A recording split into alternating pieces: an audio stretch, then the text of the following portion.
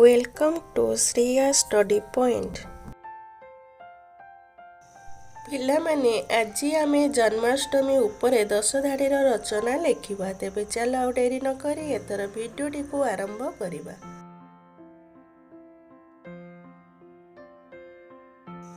ଜନ୍ମାଷ୍ଟମୀ ହିନ୍ଦୁମାନଙ୍କର ଏକ ମୁଖ୍ୟ ପର୍ବ ଅଟେ।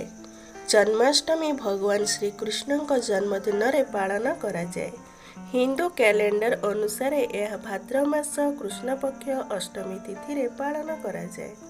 ଏହି ପର୍ବ ସମଗ୍ର ଭାରତରେ ଉତ୍ସାହ ସହିତ ପାଳନ କରାଯାଏ। ଭଗବାନ ଶ୍ରୀକୃଷ୍ଣ ମଥୁରାରେ ଜନ୍ମଗ୍ରହଣ କରିଥିଲେ। ଭଗବାନ ଶ୍ରୀକୃଷ୍ଣ ଦେବକୀ ଓ ବସୁଦେବଙ୍କ ଅଷ୍ଟମ ସନ୍ତାନ ଥିଲେ। ଏହି ଦିନ ଭକ୍ତମାନେ ବ୍ରତ ରଖନ୍ତି ଓ ମନ୍ଦିରରେ ମନ୍ତ୍ରପାଠ ସହ ଭଜନ କୀର୍ତ୍ତନ କରନ୍ତି। ଏହି ଦିନ ଦହିହାଣ୍ଡି ପ୍ରତିଯୋଗିତା ଏକ ମୁଖ୍ୟ ଆକର୍ଷଣ ଅଟେ। ମଥୁରା ଓ ବୃନ୍ଦାବନରେ ଜନ୍ମାଷ୍ଟମୀ ବଡ଼ ଧୁମଧାମରେ ପାଳନ କରାଯାଏ। ଏହି ପର୍ବ ହେଉଛି ଏକ ପର୍ବ ଯାହା ଆନନ୍ଦ ଆଣିଥାଏ ଓ ପ୍ରେମ ବିସ୍ତାର କରିଥାଏ। Thanks for watching.